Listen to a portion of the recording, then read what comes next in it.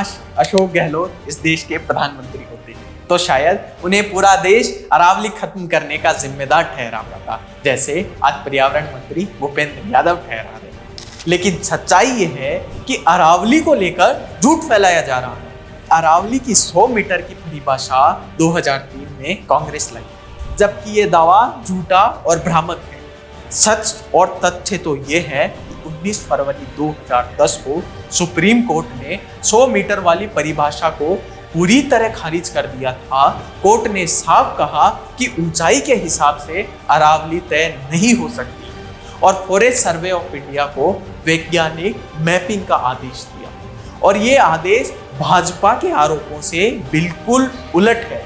अब सवाल ये है, जब 2010 में सुप्रीम कोर्ट ने इस परिभाषा को पूरी तरह नकार दिया, तो फिर केंद्र सरकार ने मानकीकरण के नाम पर अरावली काटने की राह खोलने के लिए हलफनामे देकर इसे दोबारा जिंदा ठोक दी और फिर इसका ठिकरा कांग्रेस और अशोक गहलोत पर फोड़ दिया। कांग्रेस की अशोक गहलोत सरकार ने तो अरावली बचाने के लिए हमेशा ठोस कदम उठाए।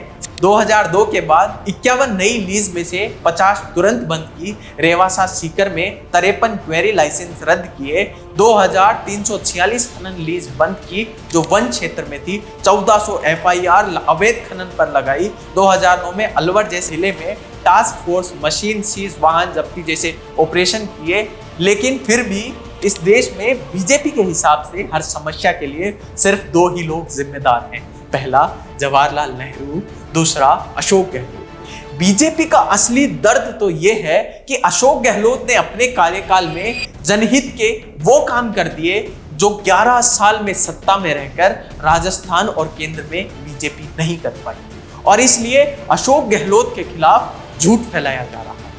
ये वही भूपेंद्र यादव है जो कह रहे थे कि देश का AQI सामान्य है, और जिन टीवी शो पर जाकर अशोक गहलोत के खिलाफ ये आरोप लगा रहे हैं, वो टीवी शो खुद 70 से 80% तक बिक चुके हैं। चाहे अरावली काटने की बात हो या फिर दिल्ली को कटोरा बताकर ये तर्क देना कि अरावली काटने से दिल्ली का प्रदूषण कम हो जाएगा, ये सब झूठ है। दिल्ली की आकृति एक कटोरी की तरह है जो 3 तरफ से अरावली की पहाड़ियों से घिरी है, इसीलिए प्रदूषित हवा दिल्ली में कैद हो जाती है। ये कुर्सी है, तुम्हारा जनाजा तो नहीं है, कुछ नहीं कर सकते तो उतर क्यों नहीं।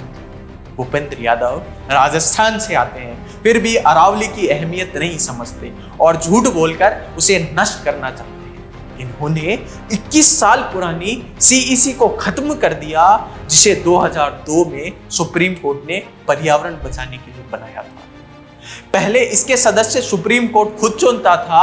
CEC इतनी ताकतवर थी कि 5 सितंबर 2011 को इसने कर्नाटक के मंत्री जनार्दन रेड्डी को अवैध खनन करते पकड़ा और CBI को गिरफ्तार करवाया। लेकिन 5 सितंबर 2023 को इसे बंद कर दिया गया और उसी नाम से नई कमेटी बनाई गई जो अब सरकार की कठपुतली बन गई। क्यों? क्योंकि सरकार के कुछ उद्योगपति मित्रों की नजर अरावली पर पड़ चुकी है और उन्हें ऐसा खनिज का पता चला है जो उन्हें दुनिया का सबसे ताकतवर और सबसे अमीर इंसान बना सकता है। यह भी सच है कि अगर भगवान भी धरती पर आ जाएं तो शायद अरावली न बच पाए, लेकिन इसे बचा सकते हैं तो आप, मैं और राजस्थान के 7 करोड़ लोग और वो नेता जिसने अकेले ही अरावली बचाने का जिम्मा उठाया। 74 साल की उम्र में भी अशोक गहलोत ये जिम्मेदारी उठाने के लिए तैयार हैं, जो आज कोई भी नेता नहीं उठा पाया। कुछ मीडिया रिपोर्ट से ये भी पता चल रहा है कि केंद्र सरकार ने अरावली क्षेत्र में लीज पर रोक लगाने की बात कही, लेकिन देश की मांग सिर्फ लीज बंद करने की नहीं है। देश की असली मांग है 2025 में सुप्रीम कोर्ट द्वारा 100 मीटर वाली परिभाषा को पूरी तरह खत्म किया जाए। देश ऐसी परिभाषा चाहता है जो अरावली को इतना मजबूत बना दे कि कोई भी सरकार, कोई भी कोर्ट और कोई भी ताकत उसे छूने की हिम्मत न कर सके। इस वीडियो को हर उस व्यक्ति तक पहुंचाएं और अंतिम छोर तक फैलाएं ताकि हर कोई जान सके कि क्यों कुछ लोग अरावली को काटने के लिए तुले हैं और क्यों हमें इसे बचाना हमारी जिम्मेदारी है।